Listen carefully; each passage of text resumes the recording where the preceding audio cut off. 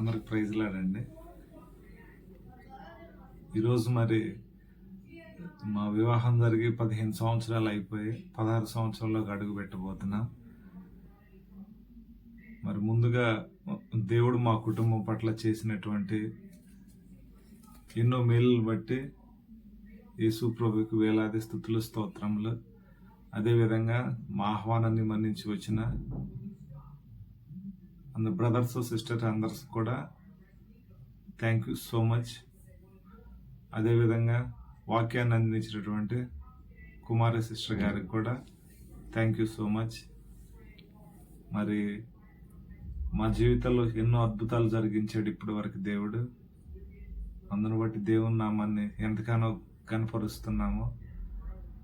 మరి అదేవిధంగా మరి దేవుడు నన్ను బ్రతికించినందుకు కృతజ్ఞతగా యేసు ప్రభువులో వాడబడాలని ఆశపడుచుండగా మా కుటుంబాన్ని గురించి కూడా ప్రేయర్ చేయండి. ఎందుకంటే మేము నన్ను బ్రతికించినందుకు కృతజ్ఞతగా యేసు ప్రభు నామంలో ఆయన రాజ్య విస్తరణలో మేము వాడబడాలని ఎంతో ఆశపడుతున్నాము. అదేవిధంగా మా కుటుంబం అంతా యేసు రాజ్య విస్తరణలో వాడబడాలని మీ అందరి అనుదిన ప్రార్థనలో జ్ఞాపకం చేసుకోమని మనవి. Thank you.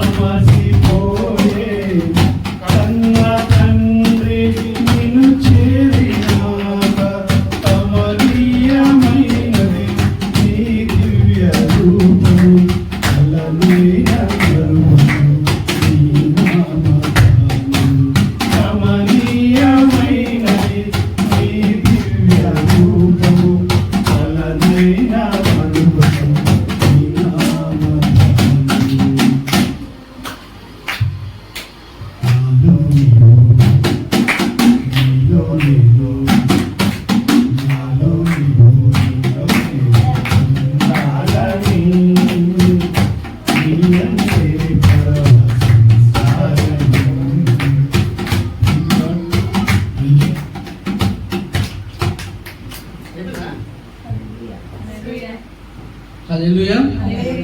రాజు బ్రదర్, ఇప్పుడు మీరు కూడా పాట పాడండి. రాజు బ్రదర్ కూడా పాట పాడతారు. వాళ్ళ జీవితంలో జరిగిన అనుభవాలన్నీ గుర్తు చేసుకుంటూ పాట పాడతారు.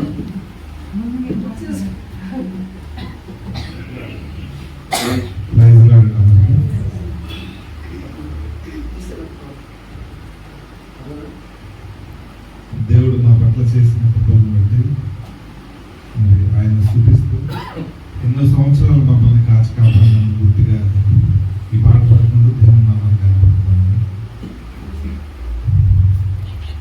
నీకే వందనం నన్ను ప్రేమించిన యేసయ్యా, నీకే స్తోత్రము నన్ను రక్షించిన యేసయ్యా. సంవత్సరములు వెలుచుండగా నిత్యము నీ కృపతో ఉంచితివా. దినములన్నీ తరుగుచుండగా నీ దయతో నన్ను కాచితివా. నీకే వందనం నన్ను ప్రేమించిన యేసయ్యా, నీకే స్తోత్రము నన్ను రక్షించిన యేసయ్యా. సంవత్సరములు వెలుచుండగా నిత్యము నీ కృపతో ఉంచితివా. దినములన్నీ తరుగుచుండగా నీ దయతో నన్ను కాచితివా. గడచిన కాలమంతా నీ చల్లని నీడలో నడిపించినావు. నే చేసిన పాపమంతా కలువరి సిలువలో మోసినావు. గడచిన కాలమంతా నీ చల్లని నీడలో నడిపించినావు. నే చేసిన పాపమంతా నీ కలువరి సిలువలో మోసినావు. శత్రువుల నుండి విడిపించినావు. సంవత్సరమంతా కాపాడినావు.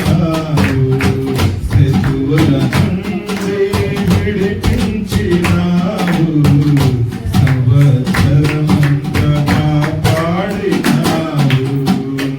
నీకే వందనం నన్ను ప్రేమించిన యేసయ్యా, నీకే స్తోత్రము నన్ను రక్షించిన యేసయ్యా. సంవత్సరములు వెలుచుండగా నిత్యము నీ కృపతో ఉంచితివా. దినములన్నీ తరుగుచుండగా నీ దయతో నన్ను కాచితివా. బ్రతుకు దినములన్నీ ఏలియా వలె నన్ను పోషించినావు. పాతవి గతింపజేసి నూతన వస్త్రములు ధరింపజేశావు. బ్రతుకు దినములన్నీ ఏలియా వలె నన్ను పోషించినావు. పాతవి గతింపజేసి నూతన వస్త్రములు ధరింపజేశావు. నూతన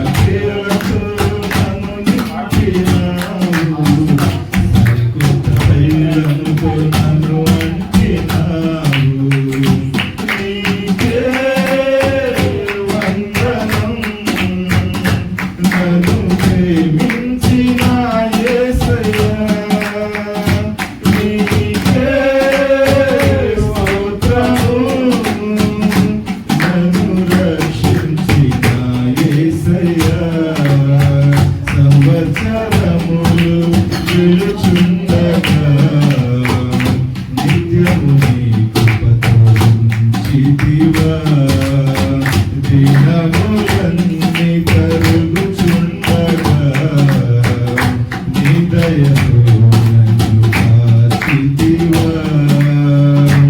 నీకే వందనం నన్ను ప్రేమించిన యేసయ్యా.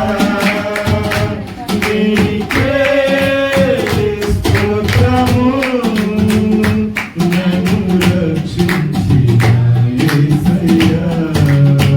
సంవత్సరములు గెలుచుండగా నిత్యము నీ కృపకు ఇచ్చితివా.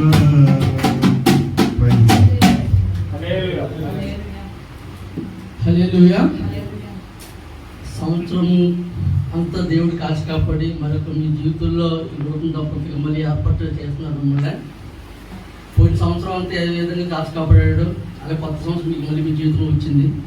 ఈ జరగబోయే సంవత్సరం కూడా బాగా ఉండాలని చూసుకుంటున్నాము. అలాగే శాఖ బ్రదర్ మేడం తరఫు నుంచి కూడా విశేష कोई गाना नहीं तो कुछ दो बात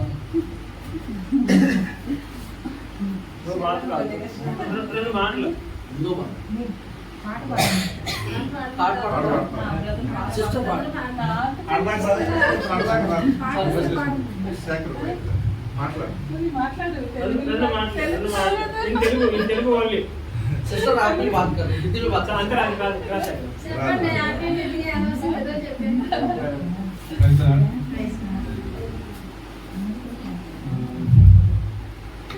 అన్నంటే నాకు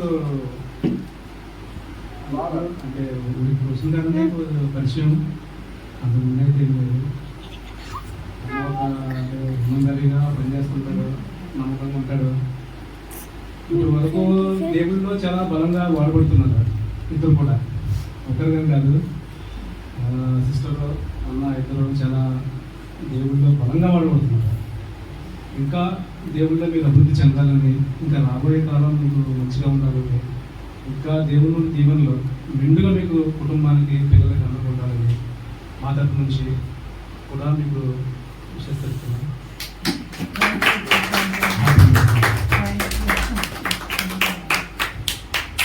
థ్యాంక్ యూ బ్రదర్.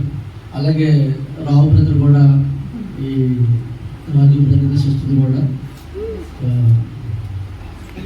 బ్లెస్సింగ్స్ ఇవ్వాలని చెప్పి కోరుకుంటాము.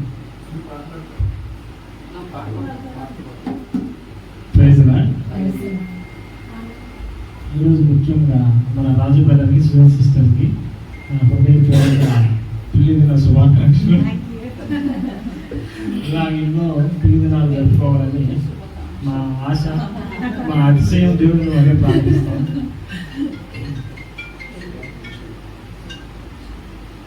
చిన్న పాట పాడుతుంది.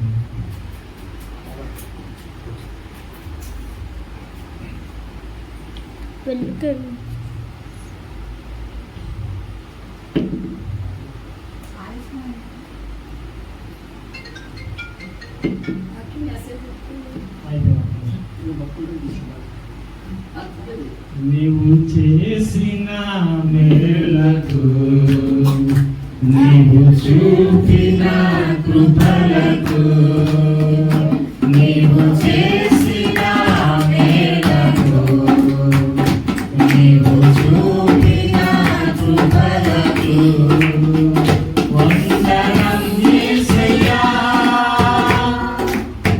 వందనం యేసయ్యా, వందనం యేసయ్యా, వందనం యేసయ్యా. నీవు చేసిన మేలకు, నీవు చూపిన కృపలకు, నీవు పాడి వాడని నేను నన్నెంతగానో ప్రేమించావు, అంచెలంచెలుగా హెచ్చించి నన్నెంతగానో దీవించావు. ఏ పాటి వాడనని నేను నన్నెంతగానో ప్రేమించావు, అంచెలంచెలుగా హెచ్చించి నన్నెంతగానో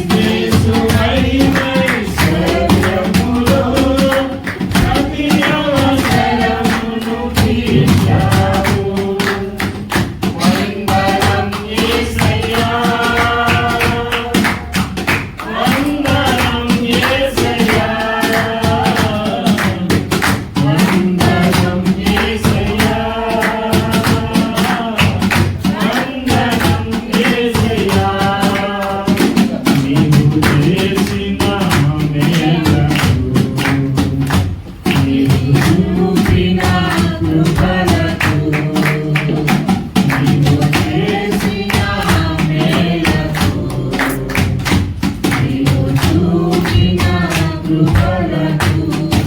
ప్రైజ్ ది లార్డ్. హల్లెలూయా. వాక్యానికి ముందుగా మన last but not least Raju అన్న పాట పాడతాడు. అదేవిధంగా విశేష కూడా తెలియజేస్తాడు. Thank you brother.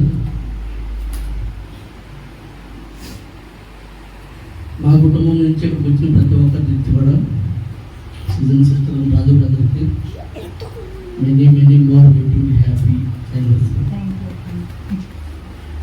జరుపుకోవడానికి ఏంటంటే దేవుడు మనం చేసిన కార్యాలను గొప్పనే మనం కృతజ్ఞత తెలుపుకోవడం కోసం బ్రదర్ మంచి పాట పాడాడు.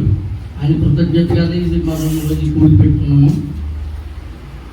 పెళ్ళనేసరికి ఏంటంటే ఒక మంచి వధువు దొరికాడు, మంచి వరుడు దొరికింది, అలా ఉండాలి చోట వీడు జోడు ముచ్చటగా ఉందని చెప్పి అనుకుంటారు పెద్దల ఊళ్ళో. అదేవిధంగా మీరు కూడా ఒకరినొకరు అర్థం చేసుకుంటూ ఇన్ని సంవత్సరాలు మీరు తీసుకుని వచ్చారు. అలాగే జరగబోయే సంవత్సరాలు కూడా మీకు కష్టాల్లో సుఖాల్లో కూడా ఒకరినొకరు అర్థం చేసుకుని ముందుకు నడుస్తారని కోరుకుంటూ చిన్న పాట పాడుతున్నాం. కోరుకున్న చెరువు దొరికిన పాట పాడదాం. మ్యూజిక్ పెడతాం కాబట్టి మీరు ఎవరో క్లాప్స్ పాటలు జస్ట్ వినండి అని చెప్పితే కూర్చో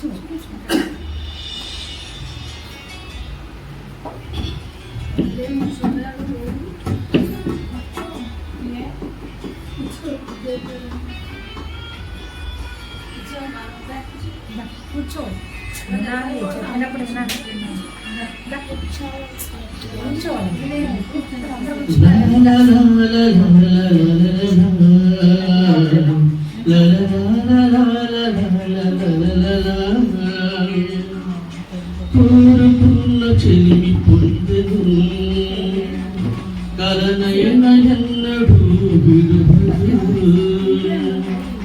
కోరుకున్న చెలిమి పొందెను కలనయనయన్నడు విడువడు.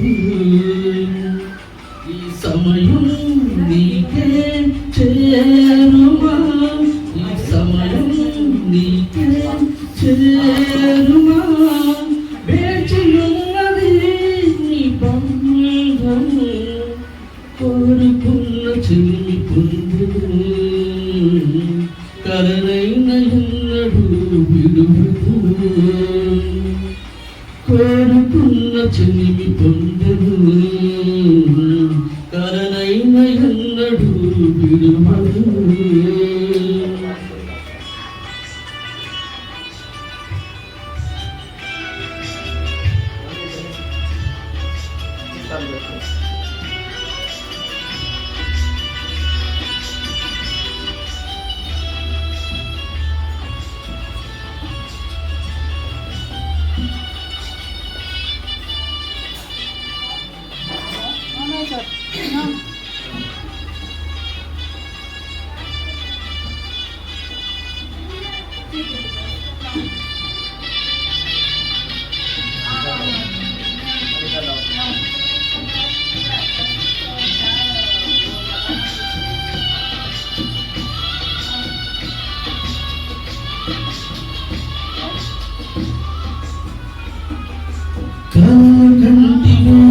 నీ ప్రేమ కోసమే నీ కొరకే నిలిచి ఉండెను.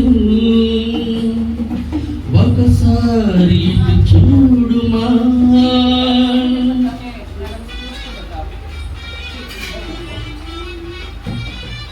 కలలు కంటివే నీ ప్రేమ కోసము నీ కొరకే నిలిచి ఉండెను.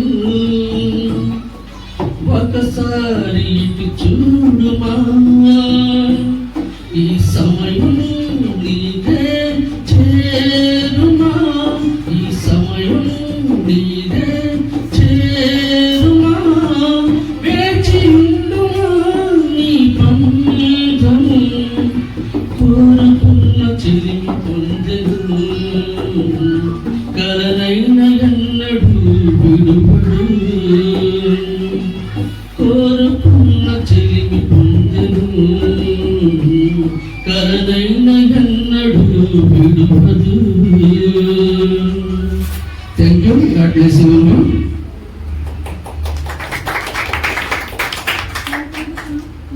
ఇంకా సిస్టర్కి సమయాన్ని ఇచ్చేద్దాం. సిస్టర్ మీరు మెసేజ్ చెప్పండి.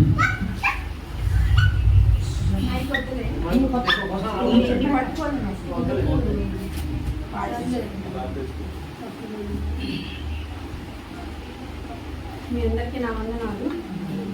ఇప్పుడు మన మధ్యలో ఉన్న సుజన్ సిస్టర్ వాక్యం కోసం ప్రార్థన చేస్తాను.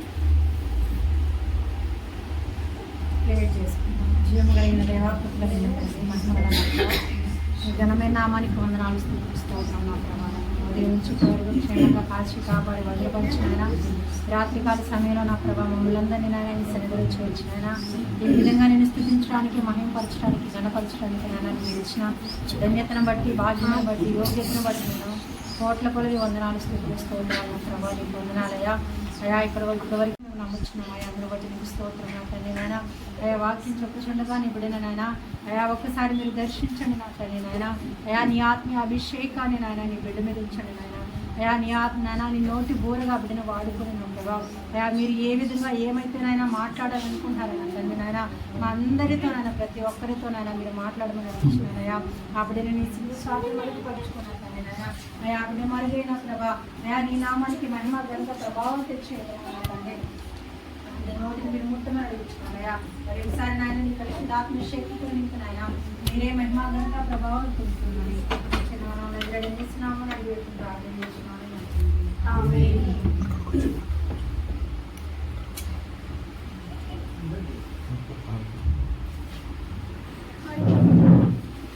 ఆదికాండము 2వ అధ్యాయము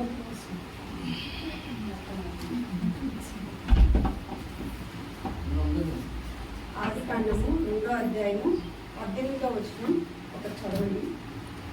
మరియు దేవుడైన యెహోవా నరుడు ఒంటరిగా నుండిన మంచిది కాదు, వారికి సాటిన సహాయమును వారి కొరకు చేయును అనుకున్నాను. చాలు. తర్వాత ఆదికాండము 9వ అధ్యాయము 1వ వచనం 9:1. మరియు దేవుడు నోవాహును అతని కుమారులను ఆశీర్వదించి మీరు ఫలించి అభివృద్ధి పొంది భూమిని నింపుడి. చాలు. ఈ వాక్యం కోసం చిన్న ప్రార్థన చేస్తాను. మా ప్రియులవ్వ మీ బంగారు పాదాలకు కోట్ల కొలది ధన్యవాదాలు చెల్లిస్తున్నాము. రక్షకుడా, విమోచకుడా, సజీవుడా, సర్వాధికారి అయిన దేవానికి స్తోత్రాలు తండ్రి. ఇదిగో దేవా, ఇప్పుడు వరకు మీరు మిమ్మల్ని స్తుతిస్తున్నాను తండ్రి. ఎక్కడ 2-3 నీ నామాన్ని కూడతారో వారి మధ్య నేను ఉన్నానని చెప్పారు. మీరు మా మధ్య ఉన్నారని మేము నమ్ముతూ ఉన్నాము తండ్రి. ఇదిగో దేవా, నీ వాక్యమును మేము చదువుకుంటూ ఉండగా తండ్రి మీరు మా మధ్య ఉండమని, నీ నోటి దూరగా నన్ను వాడుకోమని నన్ను మరుగుపరచమని, మీ వాక్యమును తండ్రి ఇక్కడ చేరిన ప్రతి ఒక్క బిడ్డ హృదయంలో మీరు నాటమని ప్రార్థిస్తున్నాను తండ్రి. నాలోను మాలోను తండ్రి నీ వాక్యమును పనిచేయించమని వేడుకుంటున్నాను తండ్రి. నీ వాక్యము రెండంచులకు నేను అర్థం దేవా, అది చెప్పువారుకును వినివారుకును జీవితాల్లో కార్యము చేయనట్టుగా సహాయం చేయండి. నజరేయుడని యేసయ్య నామములో ప్రార్థించి స్తుతించి అడిగి వేడుకుంటున్నాను తండ్రి. ఆమేన్. ఇక్కడ ఇవి మనందరికీ తెలిసిన విషయాలే. దేవుడు మొట్టమొదటిగా సృష్టినంతా కలుగు చేశాక తన స్వహస్తాలతో నరుణ్ణి నిర్మించాడనమాట. నిర్మించి అయిపోయాక నరుడు అన్ని జంతువుల్ని సృష్టినంతటిని చూసినప్పుడు మంచిదిగా అనిపించింది దేవుడికి. అయితే నరుడు ఒంటరిగా ఉన్నది దేవునికి మంచిగా అనిపించలేదన్నమాట. కాబట్టి ఆయన కోసం నేను ఒక సాటి అయిన సహాయమును చేస్తాను అనుకున్నాడంట. నరుడు ఒంటరిగా ఉండడం మంచిది కాదని దేవుడే సిద్ధపరిచి ఏర్పరిచినటువంటి ఈ వ్యవస్థని కుటుంబ వ్యవస్థగా మనం ఇప్పుడు చెప్పుకుంటూ ఉన్నాము. వివాహం అనేది మొట్టమొదటిగా దేవుడే ఏదోను వనంలో చేశాడు. ఎవరికి? ఆ నరుణ్ణి చేశాక ఆదాము ఒంటరిగా ఉన్నప్పుడు దేవునికి అది కొరతగా అనిపించింది అనమాట. అది సంపూర్తి అయినట్టు అనిపించలేదు. సృష్టి అంతా చూసినప్పుడు సంపూర్తిగా అనిపించింది, కానీ నరుడు ఒంటరిగా ఉన్నప్పుడు సంపూర్తి కాలేదు. అప్పుడు దేవుడు సాటి అయిన సహాయాన్ని చేస్తాను, ఒక సహాయం అవసరంలో ఉండే సహాయంగా దేవుడు స్త్రీని చేస్తానని అనుకొని స్త్రీని చేశాడన్నమాట. వారిద్దరిని ఏకం చేసినట్లుగా మనం చూస్తాం. 24వ వచనం ఇది మనం చూస్తా ఉన్నాము ఈ కాబట్టి విషయం. ఆ, పురుషుడు తన తండ్రిని తన తల్లిని విడిచి తన భార్యను హత్తుకొను, వారు ఏక శరీరమై ఇందురు. చాలు. ఇక్కడ దేవుడు వివాహం చేసి వారిద్దరికి చెప్పింది ఏంటంటే వారిద్దరూ ఏక శరీరమై ఉంటారు. తన తల్లిని తన తండ్రిని విడిచి ఏక శరీరమై ఉంటాడని దేవుడే చెప్పాడు. అందుకే మనకి తెలిసినా తెలియకపోయినా అనుకోని చేయండి, అనుకోకుండా చేయండి, ఎప్పటికైనా కూడా తల్లిదండ్రులకి అంటే తమ బిడ్డలకి ఎంతో కొంత డిస్టెన్స్ రావడం మనం గమనిస్తూ ఉంటాం. వివాహం చేశాక భార్యాభర్తల మధ్య సంబంధము బలపడినట్లుగా తల్లి బిడ్డ మధ్య, లేకపోతే తల్లి కొడుకుల మధ్య, కూతుర్ల మధ్య అట్టి సంబంధం ఉన్నదన్నమాట. అది మనం అనుకుంటాము, మనం చేస్తున్న పనులని మనం అనుకుంటాం, కానీ అది దేవుని సృష్టిలోనే ఆయన చెప్పిన విధి అలానే ఉంది. తన భార్యని హత్తుకోవాలా, తల్లిదండ్రులను కూడా విడిచి హత్తుకునే విధంగా దేవుడే సృష్టిని కలగ చేసినట్లుగా మనం చూస్తూ ఉంది. ఈ వాక్యాలన్నీ మనకు తెలుసు. అయితే దేవుడు సృష్టిని చేశాడు, సృష్టిని ఏలమని అంటే నరుణ్ణి చేశాడు, సృష్టిని ఏలమని చెప్పాడనమాట. అయితే ఇక్కడ దేవుడు పురుషుని గాను స్త్రీని గాను చేశాడు. పురుషుని స్త్రీని ఏకం చేసినట్లుగా మనం చూస్తున్నాం. పురుషుని మీద కొన్ని బాధ్యతలు ఉంచాడు, స్త్రీల మీద దేవుడు కొన్ని బాధ్యతలు ఉంచాడు అనమాట. వారి వారి బాధ్యతలు వారు నిర్వర్తించవలసి ఉన్నది. ఇంకా మనం ఇక్కడ చూసినట్లయితే అంటే భార్యాభర్తల గురించి దేవుడు బైబిల్లో కొన్ని వాక్యాలని రాసి ఉంచాడనమాట. అవేంటియో మనం చూసుకున్నాము. వాటి గురించి ఎక్కువ ఎక్స్ప్లెనేషన్ ఇవ్వను కానీ చూసుకున్నాము ఒకసారి దేవుడు ఏమి చెప్పాడు. ఒక స్త్రీ పురుషుల గురించి ఆయన ఏకం చేసినటువంటి భార్యాభర్తల గురించి అనేది సామెతలు 5:18. సామెతల గ్రంథం 5వ అధ్యాయము నీ ఊట దీవెనొందును, నీ ఊట దీవెనొందును, నీ యవ్వన కాలపు భార్య యందు సంతోషింపుము. నీ యవ్వన కాలపు భార్య యందు సంతోషింపుము. దేవుడు ఏం చెప్తున్నాడంటే నీ ఊట దీవింపబడును, నీ యవ్వన కాల భార్య యందు సంతోషించుము. మనము మన భార్యల యందే సంతోషించే వారంగా ఉండాలి, ఇతరుల యందు సంతోషించే వారంగా మనం ఉండకూడదు. ఇవి ఎందుకు చెప్తున్నారు అని మనం అనుకోవడానికి లేదు. దేవుడు ఆది యందే వీటిని రాసి ఉంచాడు. ఎందుకంటే ఇలాంటి పనులు జరుగుతాయి, ఇలాంటివి జరుగుతాయి కాబట్టి పరిశుద్ధాత్మ దేవుడు ఆయన భూత భవిష్యత్ కాలాన్ని ఎరిగినవాడు కాబట్టి రాసి ఉంచాడు. మనం చేసినా చేయకపోయినా ఇలాంటి రాష్ట్రాల్లో వెళ్ళే వాళ్ళు అనేవాళ్ళు అనేకులు ఉన్నారు కాబట్టి మనం చూస్తా ఉన్నాం. తన యవ్వన కాల భార్య అయిందే ఏం చేయాలి, సంతోషించాలన్నమాట. ఇంకా ప్రసంగి 9:9 చూద్దాము. 9వ అధ్యాయము 9వ వచనం.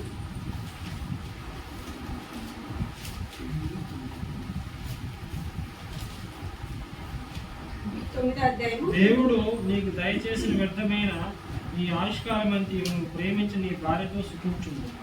నీ వ్యర్థమైన ఆయుష్కాలమంతియు సుఖించుము. చాలు. ఇక్కడ ఏం చెప్తున్నాడంటే నీ భార్యతో సుఖించుము. ఎంతో మంది కష్టజీవులు ఉంటారు, ధనములని లేకపోని పేదవారుగా ఉంటారు. వాళ్ళకి ఏంటంటే కష్టపడి వస్తుంటారు, పిల్లల్ని పెద్ద చేసుకుంటూ ఉంటారు. తన భార్య అయిందే తనకి సుఖం అనమాట. కాబట్టి నీకు వ్యర్థమైందంటే మన ఆయుష్కాలం అనేది చెప్పాలంటే అది వ్యర్థమైనదే. కాబట్టి నీ వ్యర్థమైన ఆయుష్కాలం మొత్తము ఎవరు ఏం సుఖించమంటున్నాడు, నీ భార్య అయిందే నువ్వు సుఖించుము అంటా ఉన్నాడు. నీకు సుఖము కావాలన్నా సంతోషము కావాలన్నా దేవుడు నీకు ఎవరినైతే ఏర్పరిచారో ఆ భార్యలోనే మనము పొందుకోవాల్సిన వారంగా ఉన్నామన్నమాట. కాబట్టి దేవుడు ఆది అందే ఈ మాటల్ని రాసి ఉంచాడు. మనం ఇంకొక దగ్గర సంతోషాన్ని కానీ లేకపోతే సుఖాన్ని కానీ వెతుక్కోకూడదు. ఎవరి దగ్గర సుఖం లేదనమాట. ఎవరి భార్య దగ్గర వానికి సుఖము సంతోషం అనేవి ఉన్నట్లుగా దేవుడే తన బైబిల్ గ్రంథంలో రాయించి ఉంచాడు. జ్ఞానవంతుడైన సొలొమోను రాసిని అనమాట. ఆ జ్ఞానం ఆయన సొంతది కాదు కానీ దేవుని దగ్గర అడిగి పొందుకున్న జ్ఞానం అన్నమాట. ఇప్పుడు ఎఫెసీ పత్రిక 5వ అధ్యాయము 22 నుంచి 27వ వచనం వరకు మనం చూద్దాము. ఎఫెసీ పత్రిక 5:22-27. స్త్రీలారా ప్రభువునకు వలె మీ సొంత పురుషులకు లోబడి ఉండి క్రీస్తు సంఘమునకు శిరసై ఉన్నలాగున పురుషుడును భార్యకు శిరసై ఉన్నాడు. క్రీస్తే శరీరమునకు రక్షకుడై ఉన్నాడు.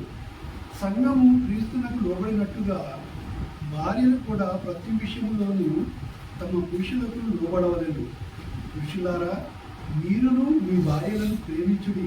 అటువలే క్రీస్తు కూడా సంఘమును ప్రేమించి అది కళంకమైనను ముడతైనను అట్టిది మరి ఏదైనా లేక పరిశుద్ధమైనది గాను నిర్దోషమైనది గాను మహిమగల సంఘము గాను ఆయన తన ఎదుట దానిని నిలబెట్టుకోవాలని వాక్యంతో ఉదక స్నానం చేత దానిని పవిత్రపరిచి పరిశుద్ధపరచుటకై దాని వరకు తను తాను అప్పగించుకున్నాడు. చాలు. ఇక్కడ దేవుడు ఈ వాక్యాలు మన అందరికీ తెలుసు, కానీ తెలిసినంత మాత్రాన సరిపోదనమాట. ఏదైనా మనకి తెలిస్తే సరిపోతుందా? వండిన ఆహారము ఉందని తెలుసు, తింటేనే మనకేమవుతుంది? ఆకలి తీరుతుంది. లేకపోతే మనకు తెలిసిన విషయాన్ని మనము ఆచరణలో పెట్టినప్పుడే అది మనకి ఇప్పుడు మెడిసిన్స్ ఇప్పుడు వేసుకుంటేనే మనకు ఉన్నటువంటి అనారోగ్యం తొలగిపోతుంది. కానీ మెడిసిన్ తెచ్చి దగ్గర పెట్టుకున్నాము, మెడిసిన్ ఉన్నాయని నాకు తెలుసు, ఆ మెడిసిన్ పేరేంటో తెలుసు, ఫీవర్కి అయితే పారాసెటమాల్ వేసుకుంటాం, ఇంకో దానికి ఇంకోటి వేసుకుంటామని తెలిసినంత మాత్రాన మనకున్న అనారోగ్యం పోతుందా? పోదు. అలాగే దేవుని వాక్యాలు కూడా మనకు తెలుసు. ఇక్కడ తెలియని వాళ్ళంటూ ఎవ్వరూ లేము, కానీ వాటిని మనము ఆచరణలో పెడుతున్నామా లేదా అనేదే మనల్ని మనం పరీక్షించుకోవాలన్నమాట. ఇక్కడ దేవుడు ఏం చేస్తున్నాడంటే స్త్రీలకి పురుషులకి కొన్ని ఆజ్ఞలు ఇచ్చినట్టున్నాడు అనమాట. కుటుంబ వ్యవస్థ అనేది మంచిగా కట్టబడాలి, ఆశీర్వదింపబడిందిగా, దేవుని చేత దీవెన పొందిందిగా ఉండాలంటే ఏమి చేయాలని దేవుడు చెప్తున్నాడంటే, స్త్రీలారా ప్రభును పోలే మీ సొంత పురుషులకు లోబడి ఉండుడి. క్రీస్తు సంగమునకు శిరసై ఉన్నలాగున పురుషుడు భార్యకి శిరసై ఉన్నాడు అని చెప్తా ఉన్నాడు. స్త్రీలకు దేవుడు ఒక ఆజ్ఞ ఇస్తా ఉన్నాడు. భర్తకి చెప్పాడు, నీ భార్య అయిన సుఖించు, నీ భార్యని ప్రేమించు అని. ఇక్కడ స్త్రీలకు చెప్తున్నాడు అనమాట. ఏమంటే, పురుషులారా ప్రభును పోలే మీ సొంత పురుషులకు లోబడి ఉండుడి అని చెప్తా ఉన్నాడు అనమాట. ఈ లోబడడం అనేది అంటే శిరస్సుకు ఆధిక్యత ఎక్కువ ఉంటుంది, కానీ శరీరములకు ఆధిక్యత ఉండదన్నమాట. మన శరీరంలో ఏ భాగము అటు ఇటు అయినా మనం ఏం చేస్తామంటే హాస్పిటల్లో వెళ్ళి ట్రీట్మెంట్ తీసుకుంటూ ఉంటాం. కానీ శిరస్సే మన నుంచి శరీరం నుండి మొండెము నుండి సపరేట్ అయినప్పుడు ఏమైనా చేయగలమా? దాన్ని వ్యర్థమే అన్నమాట. అలాగే మనం శిరసై ఉన్న భర్తకి ఏమై ఉండాలంటే విధేయులమై ఉండాలి, లోబడి ఉండాలన్నమాట. అది ఏదో మనం చేయాలన్నట్టుగా చేయడం కాదు, అన్ని విషయాలలో లోబడి ఉండాలి. అన్ని విషయాలలో భర్తకు లోబడి ఉండడం మనం నేర్చుకోవాలన్నమాట. వాళ్ళు ఎలాంటి వాళ్ళైనా కావచ్చు. అంటే దేవుడు శిరస్సుని శిరస్సుగానే చూస్తాడు, లేకపోతే మనమైనా శిరస్సు ఆధిక్యం ఎక్కువ. అంటే వాళ్ళకి జ్ఞానం లేదు, వాళ్ళు తాగుబోతులు, వాళ్ళు తిరుగుబోతులు, వాళ్ళది వీళ్ళది, ఇవన్నీ మనం చూడకూడదు అనమాట. దేవుడు వాక్యాన్ని చెప్పినట్లుగా పాటించినప్పుడు మన కుటుంబ వ్యవస్థలో ప్రతి సమస్యను మనం పరిష్కరించుకోవచ్చు అనమాట. ఏంటంటే స్త్రీలు ఏం చేయాలంటే తమ సొంత పురుషులకు లోబడి ఉండాలి. ప్రభువునికి లోబడినట్లు మనం ప్రభువుకి ఏ విధంగా అయితే లోబడి ఉంటామో సొంత పురుషులకి అన్ని విషయాల్లో లోబడి ఉండాలి. అయితే లోబడి ఉండాలి కదని పురుషులు ఏ విధంగా అంటే ఆ విధంగా మనం వ్యవహరించడానికి లేదనమాట. దేవుడు పురుషులకి చెప్పాల్సింది పురుషులకి చెప్పాడు. ఏమనంటే, నీ భార్యను ప్రేమించుము. ప్రేమకి మించింది ఇంకేది లేదనమాట లోకంలో అయినా.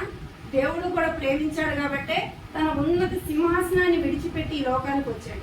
కాబట్టి ప్రేమ దేన్నైనా ఏం చేస్తుంది? జయిస్తుంది.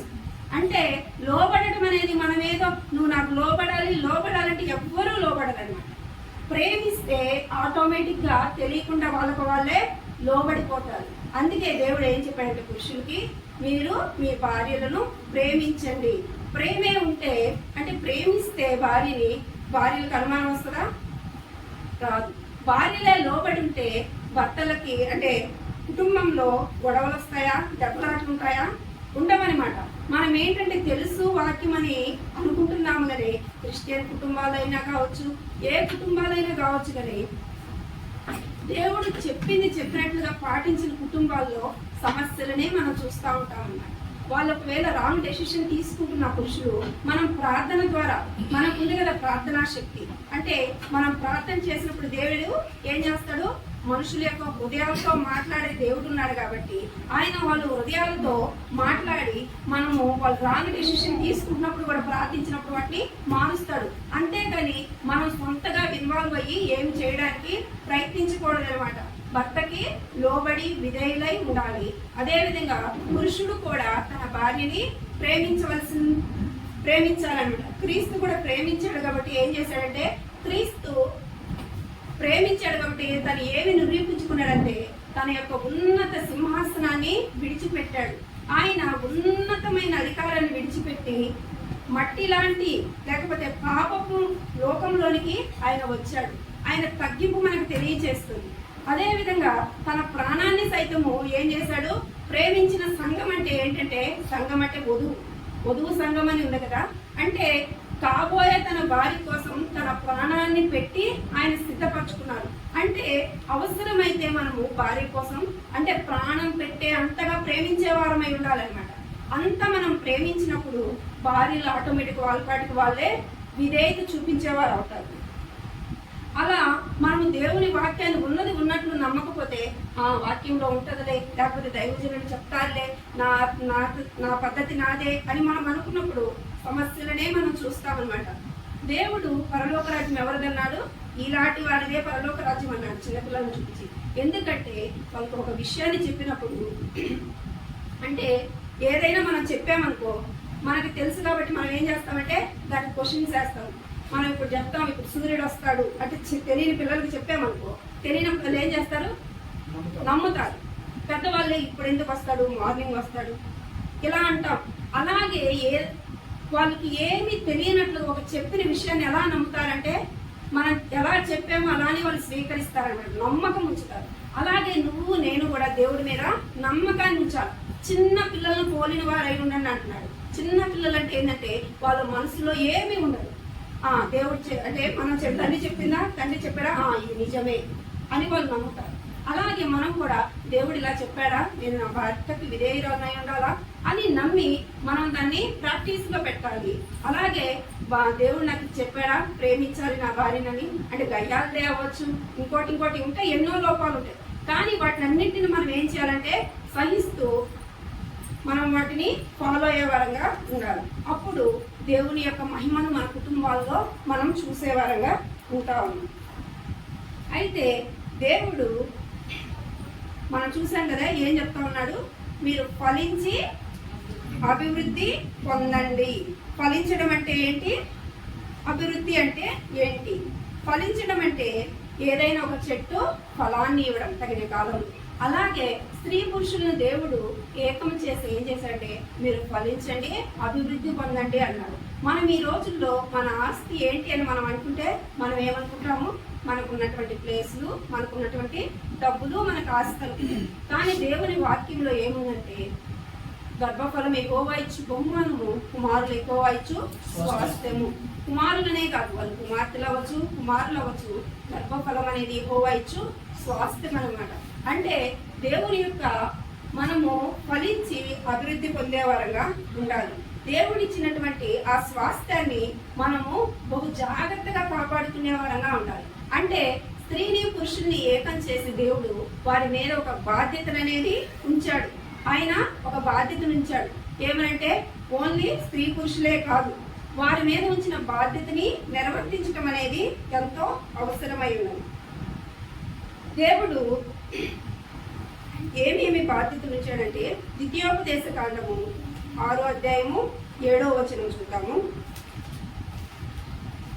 నీవు నీ కుమారులకు వాటిని అభ్యసింపచేసి నీ ఇంట కూర్చుంటున్నప్పుడును, త్రోవను నడిచినప్పుడును, పండుకున్నప్పుడును, లేచినప్పుడును వాటిని గురించి మాట్లాడవలను. సూచనగా వాటిని నీ చేతికి కట్టుకొనవలను.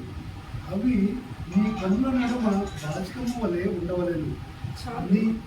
ద్వితీయోపదేశ కాండంలో దేవుడు ఏం చేస్తున్నాడంటే, దేవుడు ఎవరినైతే మనకి పిల్లలను అనుగ్రహించాడో వాళ్ళని మనం ఎలా సంరక్షించాలా, వాళ్ళ బాధ్యతను మనం ఎలా నిర్వర్తించాలా అదనమాట. ఒక కుటుంబ వ్యవస్థను ఏర్పాటు చేశాడు, వాళ్ళకి ఏమేమి ఉన్నాయో చెప్పాడు. కానీ వాళ్ళిద్దరూ కలిసి తీసుకోవాల్సినటువంటి బాధ్యతలు ఉన్నాయి. ఆ బాధ్యతలను మనం సక్రమంగా నిర్వర్తించినప్పుడు మన కుటుంబ వ్యవస్థ అనేది విఫలమైపోతుంది. ఓన్లీ విధేయత, ప్రేమే ఉంటే సరిపోదన్నమాట. మనకిచ్చిన బిడ్డల విషయంలో బహు జాగ్రత్తను మనము వహించవలసిన వారమై ఉన్నామన్నమాట. దేవుని యొక్క వాక్యాన్ని మనం ఏం చేయాలంటే పిల్లలకి మనం కూర్చుంటున్నప్పుడు, మనం నుంచుంటున్నప్పుడు, మనం నడుస్తున్నప్పుడు ఆయన యొక్క విశ్వాసంలో వారిని నడిపించే వారంగా ఉండాలి. వారికి మనము దేవుడు ఏం చేశాడంటే, ఇశ్రాయేలు ప్రజలు యోర్దాన్ నది దాటాక ఆ నది చీల్చాడనమాట. అందులో ఉన్నటువంటి 12 రాళ్ళని 12 గోత్ర పెద్దలను తీసుకొచ్చి యువతల నిలబెట్టమన్నాడు.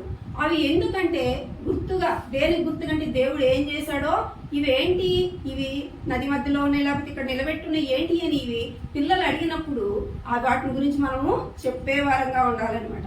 అలాగే ఆ రోజు ఇశ్రాయేలు ప్రజల్లోనే కాదు, మన కుటుంబాల్లో కూడా దేవుడు ఎన్నో అద్భుతాలు చేసి ఉన్నాడు, ఎన్నో కార్యాలు చేసి ఉన్నాడు. అనేక ఇబ్బందుల్లో కావచ్చు, సమస్యల్లో కావచ్చు, అలాంటివన్నీ మన పిల్లలకి సందర్భం వచ్చినప్పుడు దేవుని గురించి చెప్పడానికి మనము సందర్భాన్ని వెతుక్కునే వారంగా ఉండాలన్నమాట. పిల్లలకి చెప్పాలా దేవుడు ఏమై ఉన్నాడు, దేవుడు ఏమి చేశాడు మన జీవితాల్లో, లేకపోతే ఆయన యందు మనం భయభక్తులుగా ఎలా నడుచుకోవాలి అనేది ఆయన యొక్క ధర్మశాస్త్రాన్ని మనం వారికి బోధించే వారంగా ఉండాలి. వాళ్ళు ఏమి తెలియనప్పుడు మనం చెప్పినప్పుడు వాళ్ళు ఏం చేస్తారంటే వాటిని ఆలకించి ఏమీ తెలియని వారు కానీ వాటిని వాళ్ళ హృదయంలో నింపుకుంటారు. ఎప్పుడో చెప్దామని మనం ఆలోచిస్తే అప్పటికి వాళ్ళకి లోకమంతా తెలిసిపోయింది. తెలిసినప్పుడు మనం చెప్పేదని చెప్పినట్లుగా వాళ్ళు అంగీకరించరనమాట. కాబట్టి మనం అందరం మన బిడ్డలకి దేవుడు చేసిన కార్యాలని చెప్పేవారంగా ఉండాలి.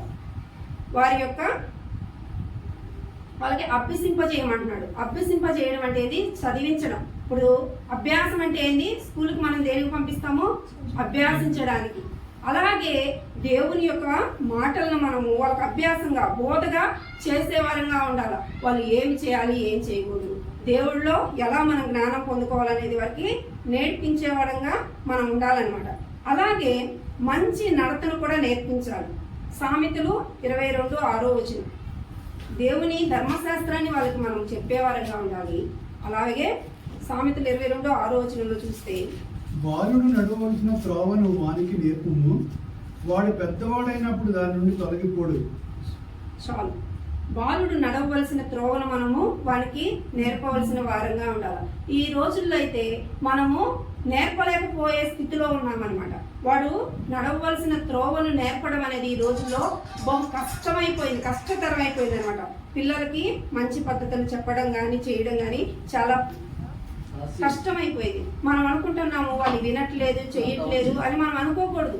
చెప్తూనే ఉండాలి. అవసరమైతే కొట్టైనా చెప్పాలి. ఎందుకంటే ఈ ఏజ్ దాటి కొట్టేవారు అవుతారు. మనము నేర్పించవలసిన టైంలో వారికి మంచి పద్ధతులు నేర్పించకపోతే రేపు జీవితాంతం, వెనకొచ్చే జీవితాంతం అంతా ఏడవాల్సి వస్తుంది. అందుకే నువ్వేం చేయాలంటే ఏకుజామునే లేచి నీ బిడ్డల కోసం మొరపెట్టాల. వాళ్ళలో విరుద్ధమైన ప్రవర్తన ఉన్నప్పుడు వీడింతే, ఈమింతే అని చెప్పి సరిపుచ్చుకోవడం తల్లిదండ్రులకి తగదనమాట. తల్లిదండ్రుల ప్రార్థన దేవుడు ఆలకిస్తాడు కాబట్టి కన్నీటి ప్రార్థన చేసి దేవుడు మారుస్తాడనే విశ్వాసం ఉంచి మన బిడ్డల పరిస్థితిని మనం మార్చాలి. ఎందుకు వాళ్ళు అలా ప్రవర్తిస్తున్నారు, ఎందుకు ఉంటున్నారు ఇలా అనేది. ఒకే విలాప వాక్యం 2:19 19 నీవు లేచి రేయి మాదిరి జామున మొరపెట్టుము, నీళ్లు కుమ్మరించినట్లు ప్రభు సన్నిధిని నీ హృదయమును కుమ్మరించుము. నీ పసిపిల్లల ప్రాణము కొరకు నీ చేతులను ఆయన తట్టు ఎత్తుము. ప్రతి వీధి మొగను ఆకలిగిన వారు మోర్చులుచున్నారు. చాలు. ఎవరి గురించి అంటే నీళ్లు కుమ్మరించినట్లుగా కుమ్మరించమంటున్నాడు. ఏకుజామునే లేసి మనము మన యొక్క కన్నీటిని కుమ్మరించే వారంగా ఉండాలన్నమాట. ఎందుకంటే కుమ్మరించకపోయినట్లయితే ఏమవుతుందంటే ఇంకా జీవితకాలం అంతా మనం ఏం చేయాలంటే వాళ్ళ వయసు దాటిని కాడించి కుమ్మరించేవా అంటే ఇంక ఎంత ఏడ్చినా కూడా నిష్ప్రయోజనం అనమాట. వాళ్ళ బాల్య దశలందే వాళ్ళ ప్రాణాల కోసం సాతాను ఎలా ఉందంటే ఎవరిని మింగుదామా అని అది ఎదురు చూస్తూ ఉంది.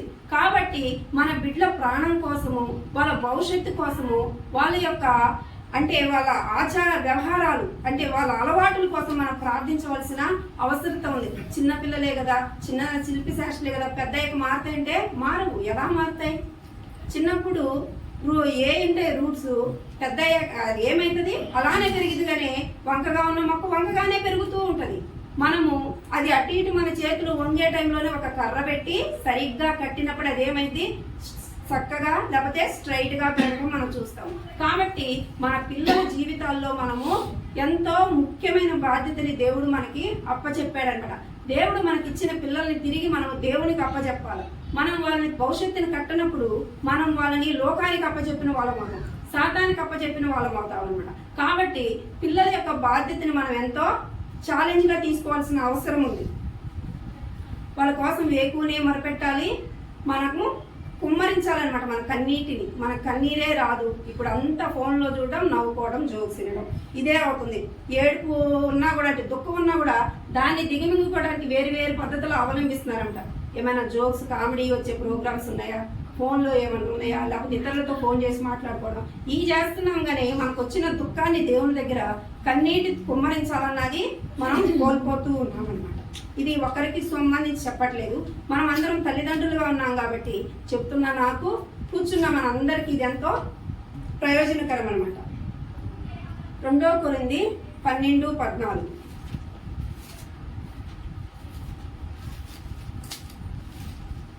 ఇదిగో ఈ 3వసారి మీ వద్దకు వచ్చుటకు సిద్ధముగా ఉన్నాను.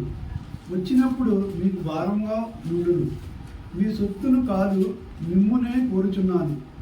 పిల్లలు తల్లిదండ్రుల కొరకు కాదు, తల్లిదండ్రులే పిల్లల కొరకు ఆస్తి కూర్చదగినది కదా. చాలు. ఇక్కడ ఏంటంటే మొదటిగా తల్లిదండ్రులు చేయాల్సిన బాధ్యతలు ఏంటంటే దేవుని గురించి మనము వాళ్ళకి అభ్యాసం చేయాలి, నేర్పించాల్సిన బాధ్యత ఉంది. ఇప్పుడు స్కూల్కి పానంటే వదిలిపెడుతున్నామా? స్కూల్లో కూర్చుంటున్నారు కదా, స్కూల్లో నేర్చుకుంటున్నారు కదా. తల్లిదండ్రులుగా హోంవర్క్ కొట్టి చేపిస్తున్నాము, ఎన్నెన్నో ఫీజులు స్కూల్కి పంపిస్తున్నాము, ట్యూషన్స్కి ఇంకా ఎక్స్ట్రా టైం తీసుకొని పంపిస్తున్నాం. ఇంటికి వచ్చాక కూడా వదలట్లా లోక జ్ఞానాన్ని ఇవ్వడానికి. మరి దేవుని జ్ఞానాన్ని ఇవ్వడానికి కొంత టైం అయినా మనం హెచ్చిస్తున్నామా? కనీసం చూసుకున్నాం వాళ్ళకి చదువుకి ఎంత టైం ఇస్తున్నాము? అంత టైం కాదు, కనీసం ఒక 10 minutes అన్నా వాళ్ళతో దేవుని గురించి మాట్లాడడానికి ఇష్టపడుతున్నామా? దేవుని గురించి వారిని ప్రార్థన చేసుకోమని, వాక్యం చదువుకోమని ప్రోత్సహించే వారంగా ఉన్నామా? లేకపోతే మనమే మన పనుల్లో ఉంటే వాళ్ళు ఇంకేం చేస్తారు? కాబట్టి మనం పరీక్షించుకోవాలన్నమాట. ఇంకా మంచి నడతను నేర్పించమని చెప్తున్నాడు. అంటే మొక్కగా ఉన్నప్పుడే దాన్ని మనం ఏం చేయాలంటే వంచాల. నీ చిన్నపిల్లవాడికి బెత్తమును వాడమన్నాడు, ప్రేమించే తండ్రి బెత్తం వాడతారు అంటా ఉన్నాడు. కాబట్టి మనం చిన్నప్పుడు కొట్టైనా వారి సరిచేస్తే పెద్దయ్యాక వాడు భవిష్యత్తు కట్టబడింది. వాడు పెద్దయ్యాక అర్థం చేసుకుంటాడు, నన్ను ఎందుకు కొట్టాడు నా తండ్రి, నన్ను ఎందుకు కొట్టింది నా తల్లి, నన్ను సరిచేయడానికే కదా అని. పెద్దయ్యాక వాళ్ళు దాన్ని సాక్ష్యంగా చెప్తారు, మంచిగా చెప్తారు, కానీ చెడుగా ఎప్పటికీ చెప్పరనమాట. ఇంకా పిల్లల కొరకు పొదుపు చేయవలసిన అవసరం ఉందన్నమాట. పిల్లల కొరకే తల్లిదండ్రులు, కానీ తల్లిదండ్రుల కొరకు పిల్లలు కాదు. అంటే ఒకటి ఇక్కడ ఉంది కదా, అంటే యేసుక్రీస్తు చెప్పిన దానిలో రేపటి దినాన్ని గురించి చింతించద్దు అని ఉంది. అంటే కొంతమంది దాన్ని ఎలా చేసుకుంటారంటే, క్రిస్టియన్స్ ఎక్కువ కదా, అంటే రేపటి గురించి నాకు పని లేదు కదా, నేనేమి వెనక ఉంచుకోని అవసరం లేదు కదా అన్నట్టుగా ఆలోచిస్తారు. అదే దేవుడు ఏం చెప్పాడంటే, చీమలను చూసి మీరు నేర్చుకోండి, అది వేసవి కాలం అంతా కూర్చుకుంటుంది, వర్షాకాలం అంతా సమృద్ధైన ఆహారం కోసం.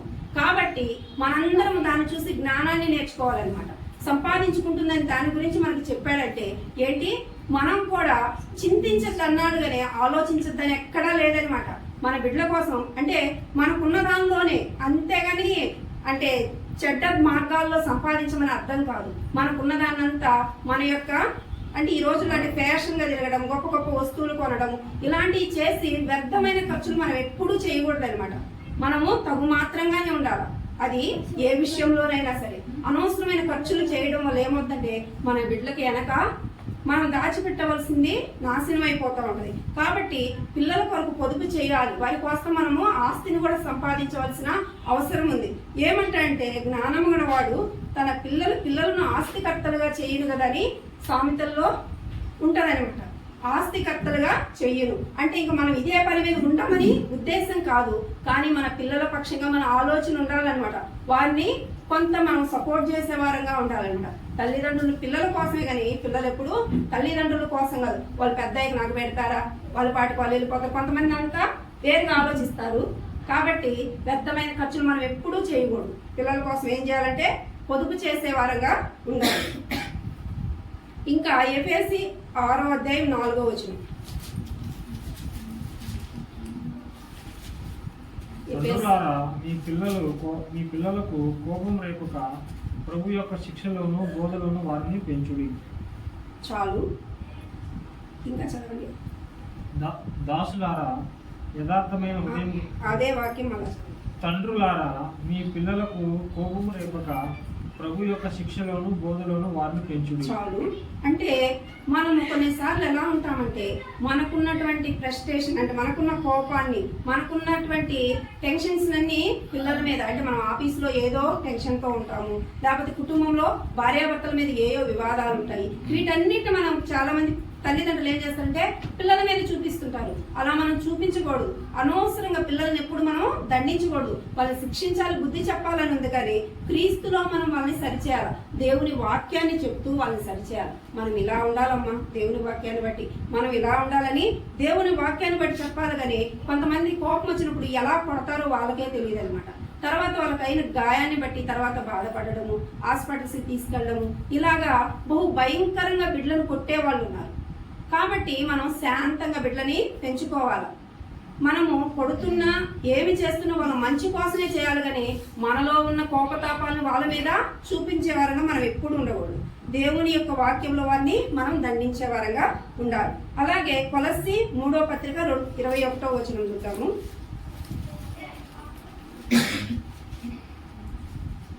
తండ్రులారా మీ పిల్లల మనస్సు కురుముకుండునట్లు వారికి కోపం పుట్టింపుకుడి. అంటే మనకు అన్నీ తెలుసు కదని తమ పిల్లల్ని అనేకులు తీసేసినట్టుగా మాట్లాడుతుంటారనమాట. అలాంటివి కూడా మనం ఎప్పుడు చేయకూడదు. అన్నీ గమనించుకొని బ్యాలెన్స్డ్గా చేయాలి, కానీ ఏదో ఒక వేలోనే మనము ఎప్పుడు స్పందించకూడదు అనమాట. వాళ్ళని శాంతంగా పెంచాలి. మన యొక్క భావోద్రేకాలను వాళ్ళ మీద ఉంచకూడదు. వాళ్ళకు కూడా ఉంటాయన్నమాట. ఒక వయసు వచ్చాక అన్ని వాళ్ళకి గుర్తుంటాయి. చిన్న పిల్లలప్పటి నుంచి వాళ్ళ మనసు మీద ముద్ర పడిపోతుంటాయి అనమాట. నేను పెద్ద ఇంకా వాళ్ళ తల్లిదండ్రులు చూసి ఏం నేర్చుకుంటుంటే నేను ఇలానే ఉండాలేమో, అంటే వాళ్ళ చుట్టుపక్కల ఉన్న వాళ్ళని చూడరు కదా, నేను ఇలానే ఉండాలేమో. కొంతమంది కోపం వచ్చినప్పుడు వస్తువులు విసిరేస్తూ ఉంటారు. లేకపోతే తల్లి అయితే కోపంలో ఏం చేస్తుంది, ఏదో ఒక బూతు మాటలు మాట్లాడుతూ ఉంటుంది అనమాట.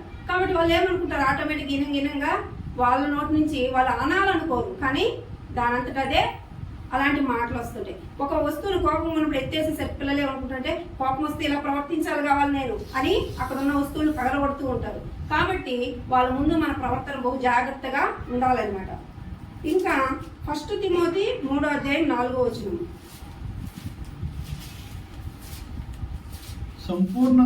సంపూర్ణ మాన్యత కలిగి తన పిల్లలను స్వాధీనపరచుకుంటూ తన ఇంటి వారిని బాగుగా ఏలువాడునై ఉండవలెను. చాలు.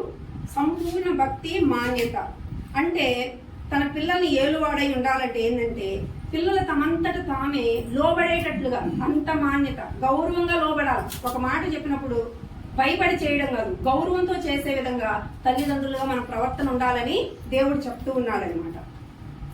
ఇంకా ప్రేమను చూపించండి. తీతు 2:4 ఒకసారి చదువుతున్నాము. తీతు పత్రిక 2:4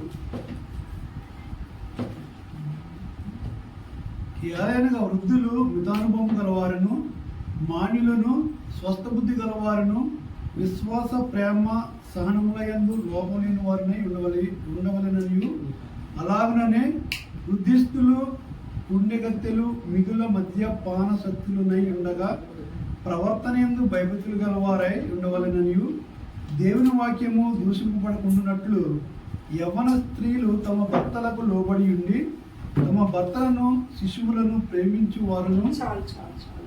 ఇక్కడ ఏంటంటే తమ బిడ్డలని, శిశువులను ఏమంటున్నారంటే ప్రేమించమని చెప్తున్నారనమాట.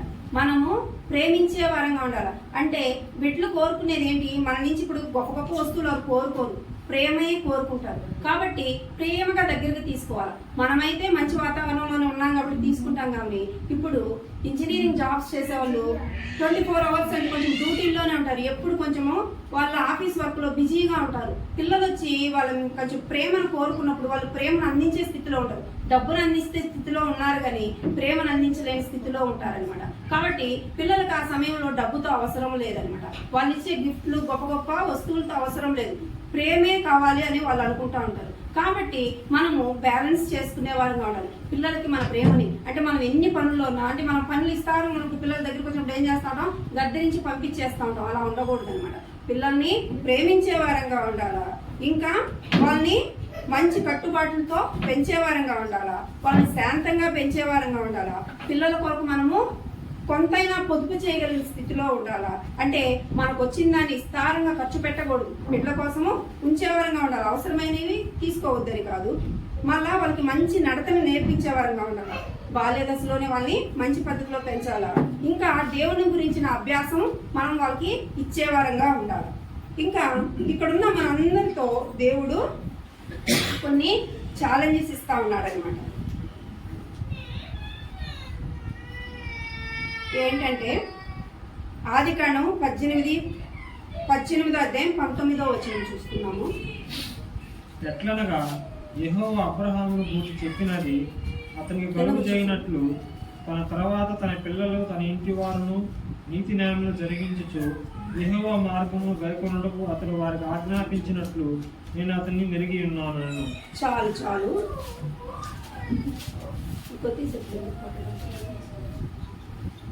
ఇక్కడ దేవుడు ఒక తండ్రిగా ఒక తల్లిగా నిన్ను నన్ను క్వశ్చన్ చేస్తూ ఉన్నాడు అనమాట. ఇంకా స్త్రీల మీద దేవుడిచ్చిన బాధ్యతలు చూద్దాం ఒకసారి. ఎందుకంటే మామూలుగా అయితే దేవుడు చెప్పింది ఏంటంటే పురుషుల్ని బయట పని చేయమని, సంపాదించమని, కుటుంబాన్ని కట్టడం, పిల్లల్ని పెంచే బాధ్యత అనేది ఎక్కువగా స్త్రీల మీద పెట్టాడు. ఎందుకు మనము రెఫరెన్స్ చూడొద్దు, ఓన్లీ వాక్యాన్ని మాత్రం నేను చెప్తాను. జ్ఞానవంతురాలు తన ఇల్లుని కట్టుకొను అన్నాడు అనమాట. ఇంటిని కట్టుకునే పని అనేది స్త్రీ మీద ఉంచాడు. ఎందుకంటే స్త్రీకి ఓర్పు ఉంటుంది ఎక్కువ, కానీ పురుషులకు అంత ఓర్పు ఉండదు. అలాగే కాబట్టి స్త్రీలు తమ ఇల్లును కట్టుకోవాలా. అదే విధంగా భార్యలు మంచి ప్రవర్తనను బట్టి భర్తలు రాబట్టబడతారు. అది కాకుండా సామెతలు 31:27 చూసినట్లయితే ఏంటంటే ఆమె తన ఇంటి వారి నడతను బాగుగా కనిపెట్టును. స్త్రీ అనే ఆమె లేకపోతే భార్యగా ఉన్న ఆమెకి దేవుడిచ్చిన బాధ్యత ఏంటంటే వాళ్ళ కుటుంబంలో ఉన్న వారన్ని నడతలు కనిపెట్టవలసిన బాధ్యత ఉన్నది. మనము ఎటు వెళ్తున్నారు, ఎటు వస్తున్నారు, ఏం చేస్తున్నారు అనేటువంటి బాధ్యత మనము స్త్రీలుగా దేవుడు మన మీద పెట్టాడనమాట. కాబట్టి ఎందుకంటే నిత్యం ఇంట్లో ఉంటాం. పురుషులు ఏంటంటే వెళ్తుంటారు వస్తుంటారు కాబట్టి వాళ్ళు నిత్యము వాళ్ళు గమనించలేరు. అది పిల్లల బాధ్యత అవ్వచ్చు, మన కుటుంబం వారు ఎంత నడవడిక కనిపెట్టవలసిన బాధ్యత స్త్రీ మీద ఉంది. కనిపెట్టి వాళ్ళని సరిచేయాల్సిన బాధ్యత ఉంది. కాబట్టి అలా వాళ్ళ నడతను కనుగొని మనము సరిచేసినప్పుడు ఏమవుతుంది, స్త్రీ తన ఇంటిని కట్టుకుంటుంది అనమాట. మనకేముందులే ఆడాటు పోయి ఈడియట్ వచ్చాడు ఆడొచ్చాడు అనుకుంటే ఏమవుతుందంటే 3 రోజులు తన ఇల్లుని ఊడబెరుక్కోవడం అంటే పెద్దయ్యాక ఎవడ భవిష్యత్తు ఎలా అవుతుందో మనం చెప్పలేమన్నమాట. ఏ పిల్లోడు ఎట్లా అవుతాడో, ఏ పాప ఎలా అవుతుంది అనేది చెప్పలేము. కాబట్టి నడతలను కనిపెట్టవలసిన బాధ్యత, ఇంటిని కట్టుకోవాల్సిన బాధ్యత భార్యగా దేవుడు స్త్రీ మీద ఉంచాడు. అలాగే దేవుడు ఇప్పుడు తండ్రికి ఒక ఛాలెంజ్ని ఇస్తూ ఉన్నాడు అనమాట. ఏమనంటే 18వ అధ్యాయము 19వ వచనం. ఇక్కడ చేరి ఉన్న ప్రతి ఒక్కరికి ఇది తల్లిదండ్రులకి దేవుడు అడుగుతున్నది. యెహోవా అబ్రహామును గూర్చి చెప్పినది అతనికి కలుగు చేయనట్లు తన తరువాత తన పిల్లలను తన ఇంటి వారును నీతి న్యాయములను జరిగించుచు యెహోవా మార్గమును గైకొనుటకు అతడు వారిని ఆజ్ఞాపించినట్లు నేను అతనిని ఎరిగి ఉన్నాను అని సాక్ష్యం ఇస్తా ఉన్నాడు. తనకి గర్భఫలం ఇవ్వకముందే చెప్పిన మాటలు అన్నమాట. ఏం చెప్తున్నాడు, అబ్రహాం గురించి దేవుడు ఎరుగున్నాడు. ఎందుకంటే మనల్ని కలుగ చేసింది ఆయన కాబట్టి మనము మన ఆలోచన విధానం ఏంటి, మనకు ఒక బాధ్యత ఇస్తే మనం ఎలా నిర్వర్తిస్తామనేది ఆయనకి తెలియకుండా ఉండదు. మనము ఒక వస్తువుని కానీ చేసామనుకో అది ఎలా, ఏ టైంలో ఎలా, ఎంత దూరం వెళ్తుంది, ఏం చేస్తే అనేది తెలిసినట్లుగా దేవుడు నిన్ను నన్ను సృజించిన సృష్టికర్త కాబట్టి ఆయనకి తెలుసు అనమాట. అబ్రహాం గురించి ఏం చెప్తున్నాడంటే నీతి న్యాయములు జరిగించునుచు యెహోవా మార్గమును గైకొనుటకు అతడు వారికి ఆజ్ఞాపించినట్లు నేను అతనిని ఎరిగి ఉన్నాను. అంటే తన పిల్లలకు తన ఇంటి వారికి నీతి న్యాయములు జరిగించేవాడుగాను. అంటే దేవుడు ఏ మార్గాన్ని అయితే చెప్పాడో, ఏదైతే దేవుడు ఇష్టం లేకుండా అది చెయ్యరాని పని చేసాను నేను. దాన్ని బట్టి నేను చాలా తర్వాత రియలైజ్ అయ్యి ఎంతగానో నేను దేవుని దగ్గర ఏడ్చాను. నేను నేను చాలా తప్పు చేశాను ప్రభా, మళ్ళీ అది నేను సరి చేసుకోలేను, నన్ను క్షమించని చాలా ఏడ్చాను నేను దేవుని దగ్గర. ఆ విధంగా అయినప్పటికీ దేవుడు మమ్మల్ని శిక్షించలేదు. ఎన్నోసార్లు మరణ పడకల దాకా తీసుకెళ్ళాడు, కానీ మమ్మల్ని బ్రతికిస్తూనే వచ్చాడు. అందుని బట్టి దేవునికి వందనాలు. ఈరోజు ఈ స్థితిలో ఉన్నామంటే కేవలం దేవునికే మహిమ, దేవునికే ఘనత. పిల్లలు లేకుండా ఉన్నాము, దేవుడు పిల్లల్ని ఇచ్చాడు. ఒకప్పుడు పచ్చడి తిని బ్రతికాము, దొండకాయ పచ్చడి, ఓన్లీ పచ్చడి తిని బ్రతికాము, ఉప్మాతో బ్రతికాము. ఆ స్థితిని చూపించాడు దేవుడు. మళ్ళీ ఇప్పుడు ఎంతో ఉన్నతమైన స్థితి, ఇదంటే అసలు ఊహించలేని స్థితిలో కూడా మమ్మల్ని దేవుడు ఉంచాడు. ఇదంతా దేవుని కృప. మరి తెలియదు, తప్పు అయితే చేసాము. తప్పు చేసిన తర్వాత కూడా మేము వాళ్ళ దగ్గరికి వెళ్ళి ఒప్పుకుంటూ జరిగింది. సంఘం అందరి ఎదుట మేమందరి దేవా మమ్మల్ని క్షమించు, చేయడానికి తప్పు చేశామని దేవుని క్షమాపణ అడిగాము. దేవుని కృపను బట్టి దేవుడు మమ్మల్ని క్షమించి మమ్మల్ని ఎంతగా దీవించి ఆశీర్వదించాడు. ఈ స్థితిలో ఉంటామని ఎప్పుడు అనుకోలేదు. ఎందుకంటే ఇప్పుడు చూస్తున్న రాజు అసలు అప్పటి రాజు కాదు. అదంతా ఒక డిఫరెంట్గా ఉండేది. అంటే లవ్ మ్యారేజ్ చేసుకున్నామనే కానీ ఆ సంతోషం, ఆనందం ఎప్పుడు మా జీవితాల్లో ఉండేది కాదు. ఎప్పుడు మా ఇంట్లో గొడవలు, ఎప్పుడు తగాలి. అంటే తనకున్న రిలేషన్స్ బట్టి, అంటే మ్యారేజ్ అయిన కొద్ది రోజులు బాగున్నాము. ఎప్పుడైతే మేము బెంగళూరు ట్రాన్స్ఫర్ ఇచ్చామో అక్కడ తనకున్న స్నేహాలను బట్టి భయంకరంగా తాగుడు, భయంకరం అంటే ప్రతిరోజు గొడవ ఉండాలి. ఇంట్లో ఏదో ఒకటి గొడవ, అంటే ఏదో పెద్ద పెద్ద చిన్న చిన్న వాటి విషయాల్లోనే అశాంతి, మనశ్శాంతి ఉండేది కాదు, సమాధానం ఉండేది కాదు. ఎప్పుడు ప్రతిరోజు మా ఇంట్లో గొడవ ఉండేది, తాగుడు, అంటే ఇంకన్నీ లేని అలవాట్లేదు. కానీ దేవుడు కృప వల్ల ఈరోజు ఈ స్థితిలో ఉన్నాము. కేవలం దేవునికే మహిమ, దేవునికే కనుక మా గొప్పతనమేం కాదు, మా నీతి అంతకన్నా కాదు. కానీ ఆయన తండ్రి కనికరించి మమ్మల్ని మేము చనిపోతే బాగుండని ఎంతోమంది కోరుకున్నారు, మా చావును కోరుకున్నారు, మా నాశనాన్ని కోరుకున్నారు. కానీ నా యేసయ్య మమ్మల్ని కరుణించి ఈరోజు మా పిల్లల్ని ఇచ్చి ఆశీర్వదించాడు. ఎంతో అంటే చాలా ఇది మాకు ఉన్నతమైన స్థితి అని నేను అనుకుంటాను. ఎందుకంటే ఒకప్పుడు అందరినీ అర్జించి మేము బ్రతికాము, కానీ ఒకరికి ఇచ్చే స్థితిలో ఈరోజు దేవుడు మమ్మల్ని ఉంచాడు. అందుని బట్టి నీకు దేవునికి వందనాలు. ముఖ్యంగా నా భర్తను మార్చాడు. నిజంగా దేవుడు గొప్ప దేవుడు. ఆయన ఎంతటి వాడినైనా, ఎంత కఠినమైన మనసునైనా ఆయన మార్చుకోలేని గొప్ప, మన దేవుడి శక్తి మనకి తెలియట్లేదు. కానీ ఆయన ఎంత గొప్ప దేవుడు అంటే, ఎలాంటి మనిషినైనా, ఎంత పాపంలో ఉన్నా కూడా నువ్వు ఆయన దగ్గరకు వచ్చి నన్ను క్షమించు ప్రభు అంటే ఆయన మంచి మనసు కలిగిన దేవుడు. ఆయన మన యేసు అందరిలాంటి దేవుడు కాదు. ఆయన జీవము కలిగిన దేవుడు, మాట్లాడే దేవుడు, శక్తి కలిగిన దేవుడు, క్షమించే హృదయం కలిగిన దేవుడు. ఎంత కఠినమైన, ఎంత ఘోర పాపినైనా కూడా అయా నన్ను క్షమించు అంటే మంచి మనసున్న మన తండ్రి మనల్ని క్షమించి, కరుణించి, కనికరించి ప్రేమించే దేవుడు. అందుకే ఈరోజు ఈ స్థితిలో ఉన్నాము. నేనైతే అటు ఎవరికి చెప్పుకోలేని స్థితి నాది.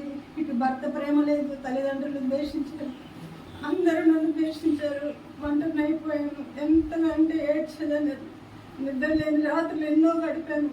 ఎక్కువ నా బాధను నా దేవునితో చెప్పుకునేదాన్ని. నేను దేవుని నా ప్రార్థన ఆలకించి తండ్రి కనికరించి నా భర్తను మార్చాడు. అదే నాకు చాలా, అంటే నా జీవితాన్ని ఒక మలుపు మార్చాడు. నా జీవితం ఇదేమో అనుకుని ఎన్నోసార్లు చనిపోవాలనుకున్నాను, ఎన్నోసార్లు వెళ్ళిపోవాలనుకున్నాను.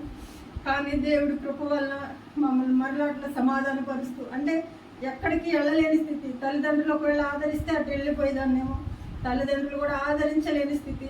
అందుకని ఎక్కడికి వెళ్ళలేక, ఉండలేక అలాంటి యాతను అనుభవించిన రోజులు ఎన్నో ఉన్నాయి. కానీ ఆ టైంలో కూడా దేవుడు నన్ను విడిచిపెట్టలేదు, నా కుటుంబాన్ని విడిచిపెట్టలేదు.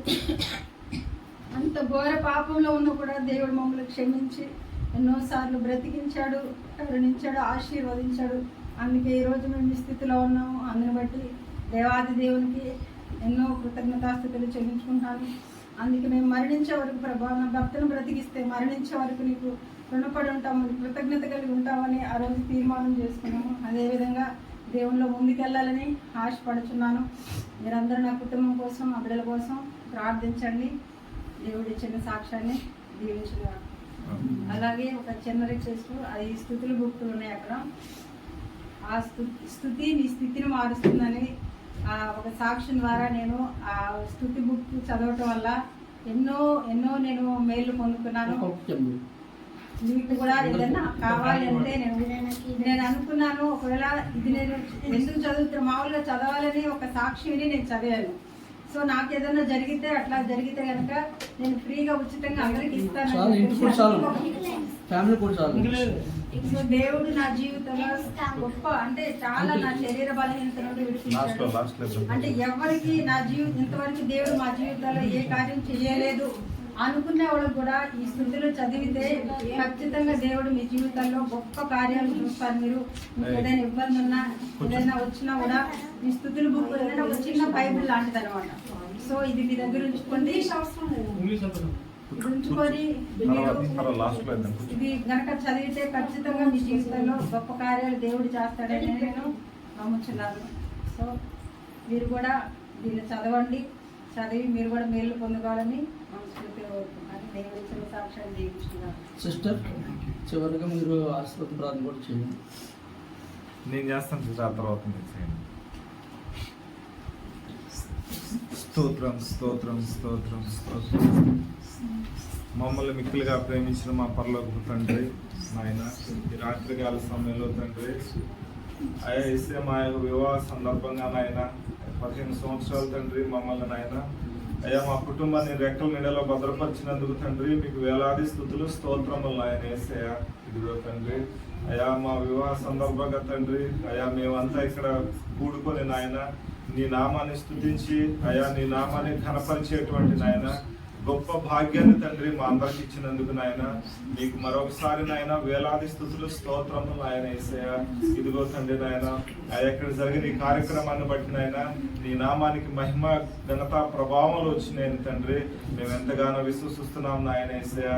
ఇదిగో తండ్రి నాయన అయ్యా ఇప్పటి వరకు నాయన ఇక్కడికి వచ్చిన వారి ప్రతి ఒక్కరిని తండ్రి అయ్యా పేరు పేరున దీవించండి, ఆశీర్వదించమని మిమ్మల్ని వేడుకుంటున్నాం నాయన. మా ఆహ్వానాన్ని మన్నించి వచ్చినందుకు నాయన అయ్యా వీరందరూ నాయన అయ్యా యేసయ్య వీరందరినీ దీవించండి, ఆశీర్వదించండి నాయన యేసయ్య. అయ్యా వారికి నాయన ఏమేమి అవసరతలు ఉన్నాయో తండ్రి వాటన్నిటినీ నాయన యేసయ్య యేసు పరిశుద్ధాత్మ నామంలో తండ్రి అయ్యా నెరవేర్చమని మిమ్మల్ని వేడుకుంటున్నాం నాయన యేసయ్య. అదే విధంగా తండ్రి నాయన అయ్యా మాకు ఇచ్చిన బిడ్డలను బట్టి మీకు వేలాది స్తుతులు స్తోత్రములు నాయన యేసయ్య. అయ్యా యేసయ్య వారి చుట్టూరు మీకు కంచి వేస్తున్నందుకు మీకు వేలాది స్తుతులు స్తోత్రములు నాయన యేసయ్య. అంతేకాకుండా తండ్రి అయ్యా నన్ను నాయన ఆనాడు మరణ పడక నుంచి నాయన రక్షించినందుకు మీకు వేలాది స్తుతులు స్తోత్రములు నాయన. ఈ రోజు తండ్రి మీ బిడ్డగా నిలబెట్టుకున్నందుకు మీకు వేలాది స్తుతులు స్తోత్రములు నాయన యేసయ్య. అయ్యా మరొకసారి తండ్రి నాయన అయ్యా ఇక్కడికి వచ్చిన ప్రతి బిడ్డని దీవించండి, ఆశీర్వదించు నాయన యేసయ్య. అంతేకాకుండా నాయన అయ్యా రానన్న వారిని కూడా జ్ఞాపకం చేసుకోమని మిమ్మల్ని వేడుకుంటూ ఇచ్చిన ప్రార్థన మీ పాదాల చెంత చేర్చుకోమని వేడుకుంటూ యేసు పరిశుద్ధాత్మ నామంలో అడిగి వేడుకుంటున్నాం తండ్రి. ఆమేన్.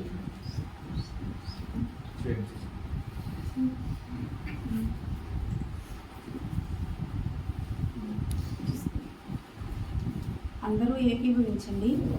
భూమి మీద ఏ ఇద్దరు కలిసి ఏకీభవిస్తారో ఆ ప్రార్థనని పరలోకమందు దేవుడు జరిగించేవాడిగా ఉన్నాడు. కాబట్టి మనందరం ఈ కుటుంబం గురించి మన ప్రార్థనను దేవునికి విన్నవిద్దాం.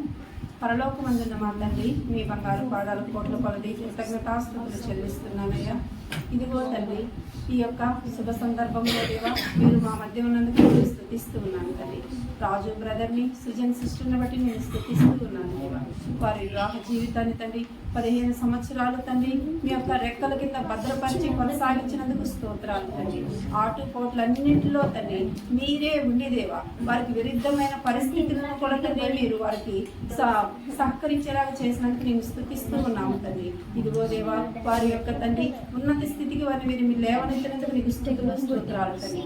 అదేవిధంగా తండ్రి ఆత్మీయంగాను దేవా నీ సేవలో వాడబడాలనే వారి కోరికలను మీరు తీర్చమని వేడుకొంచున్నాము తండ్రి. ఆశపడే ప్రాణమును తృప్తిపరిచే దేవా నీకు స్తోత్రాలు తండ్రి. వారిద్దరూ నీ సేవలో వాడబడాలని ఆశపడుతూ ఉండగా తండ్రి వారి కోరికని మీరు తీర్చే దేవుడు వేస్తూ నీకు స్తోత్రాలు తండ్రి. ఇదిగో దేవా వారి బిడ్డల మీద తండ్రి నీ కృపను దయచేయండి దేవా. ఇదిగో తండ్రి నీ యొక్క కనికరమును దయచేయమని వేడుకొంచున్నాము దేవా. నువ్వు సంరక్షించమని వేడుకొంచున్నాము దేవా.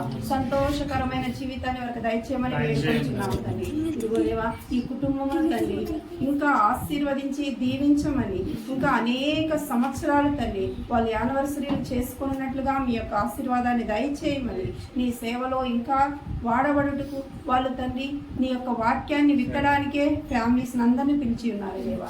కాబట్టి అట్టి పరిచర్యను వారి కుటుంబం ద్వారా ఇంకా అనేక అద్భుత కార్యాలను జరిగించమని నీ పరలోక రాజ్యమును పట్టుకోమని నజరేయుడని యేసయ్య నామంలో ప్రార్థించి స్తుతించి అడిగి వేడుకుంటున్నాను తండ్రి. ఆమేన్. పరలోక ప్రార్థించమని. పరలోకమందున్న మా తండ్రి, నీ నామం పరిశుద్ధపరచబడును గాక, నీ రాజ్యం వచ్చును గాక, నీ చిత్తం పరలోకమందు నెరవేరునట్లు భూమి మీద నెరవేరును గాక. మా అనుదిన ఆహారమును మాకు దయచేయండి. మా రుణస్థులను మేము క్షమించిన ప్రకారం మా రుణములను క్షమించు. మమ్మల్ని శోధనలోనికి తెగ దుష్టుని నుండి తప్పించు. ఎందుకంటే రాజ్యము బలము మా నిరంతరం నీవే నావు తండ్రి. ఆమేన్.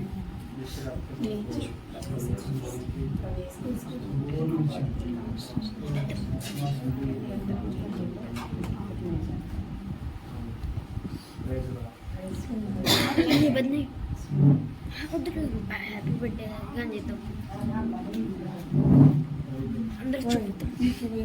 అందరూ కూర్చోండి. ఇప్పుడు కేక్ కటింగ్ ఉందా? చూపి టేబుల్ ముందు తీసుకోండి. రాజు బ్రదర్ మీరు ఇద్దరు కూర్చోండి. మీరు ఇద్దరు కలిసి కూర్చోండి. కూర్చోండి.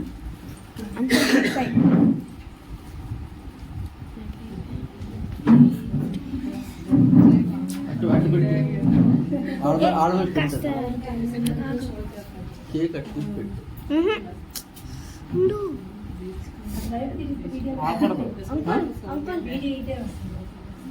కట్ అటు నుంచి కట్ కానీ అన్న కాస్త వెనకాలకి తేవాలా, ఓకే.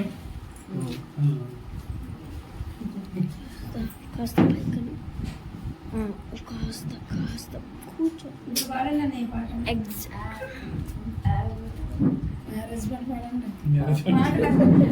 టైం అయిపోయిపోతుంది కదా.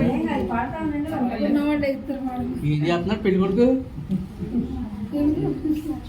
చూడు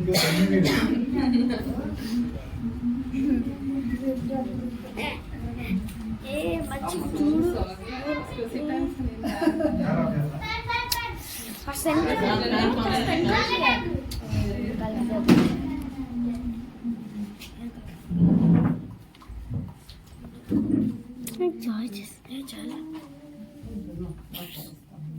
కటింగ్ జరుగుతూ ఉంటుంది. ఒక సాంగ్ ఉంటేనే బాగుంటుంది. సైడ్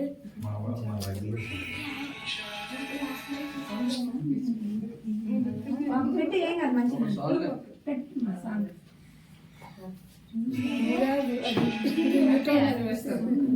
హ్యాపీ బర్త్డే దీవించాలి సాంగ్. ఇంకా అవ్వలేదు నీకు వీడియోనా?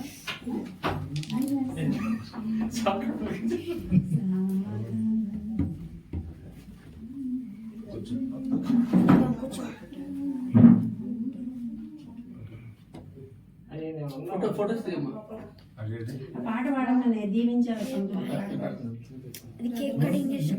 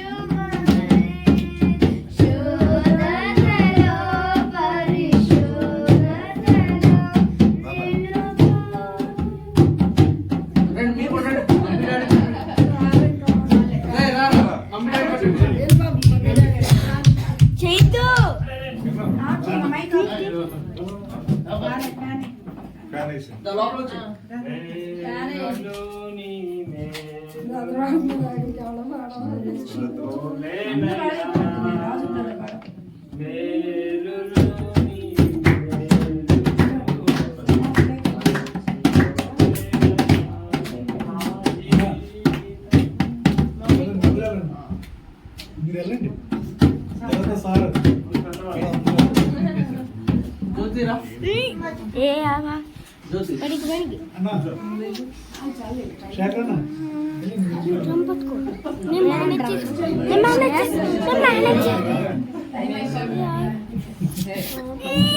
పైకనరా హ్యాపీ ఫాస్ట్ గా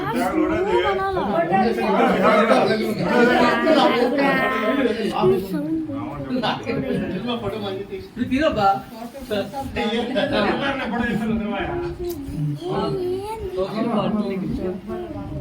హ్యాపీ యానివర్సరీ మీరు కూడా రండి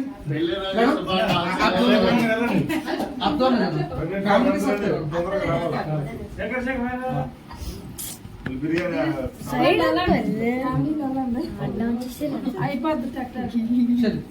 కింద కింద కింద కేక్ కటింగ్ చూసి పై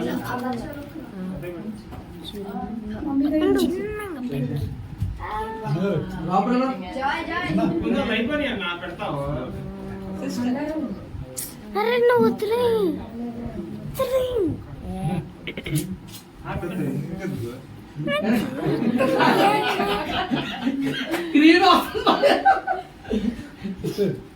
నెక్స్ట్ నెక్స్ట్ వచ్చారు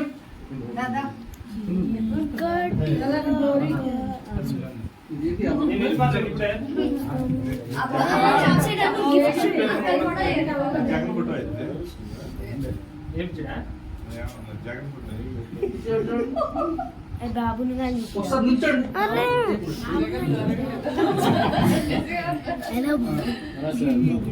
స్మైల్ सीएम के धंधा भी तो हारने के बाद दीवार पे आ गया మీరు నెక్స్ట్ अंदर सर మీరు ఫోన్ यार हो गया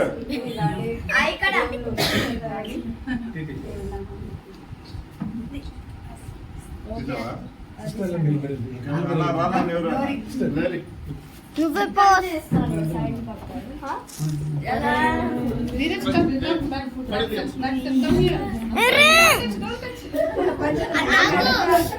పట్టుకోండి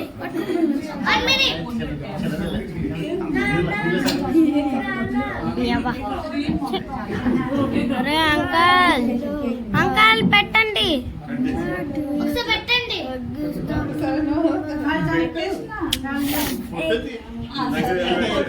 అంకల్ అయితే పెద్దాం అటు డాడీ ఫోటోనే రావట్లా ముందు రానా వీడియో చేసా ఎడిటింగ్ లో డిలీట్ చేద్దాంలే అంటే సైడ్ సైడ్ మీ ఫోన్ దీనిలో వస్తుంది ఏ జాయ్ చేసి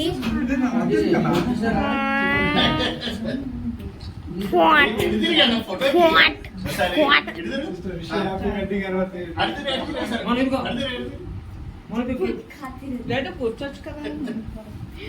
స్మైల్ सर అందరూ ఒకసారి గ్రూప్ పెడతారు మళ్ళీ ఎప్పుడు కలుస్తాం అందరూ వస్తుంది అబ్బో ఎంత ఎంత నువ్వు అత్తి నేను ఎత్తిస్తా ముందు లేడీస్ తీసుకోండి మీరు రాత్రి కెవిన్ నీ హ్యాండ్ నాకు కనిపించింది శాండీ సైడ్ కి ఫోనే కనిపిస్తుంది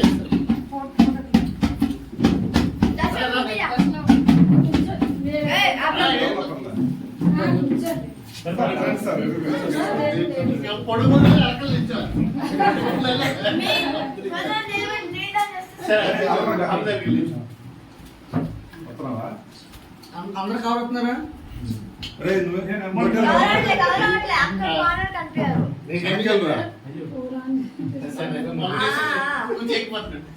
వీడియో మాకు తీయరు అందరికి ఇలాగే ప్లీజ్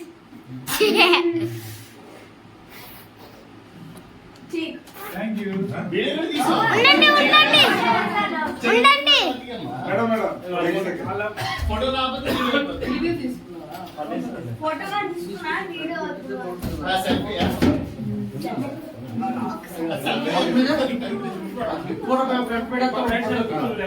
పిల్లలు చెప్తాంలే అదే నేను వాళ్ళకి చూపిస్తాను మేడం చూడవుతుంది పొట్టు పెట్టి హండ్రెడ్ రా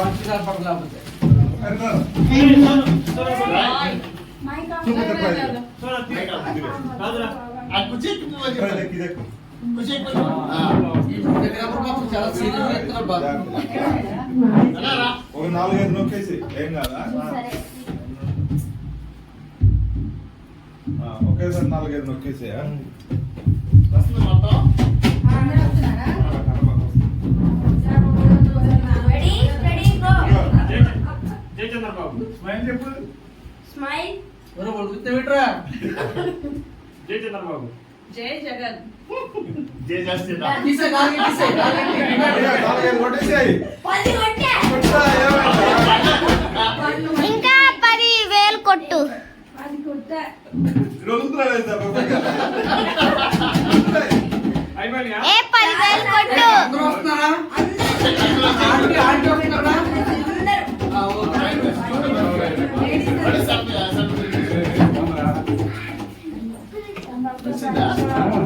నా చూడండి, అమ్మ నేను కూరుకుంటా. Thank you. Thank you so much.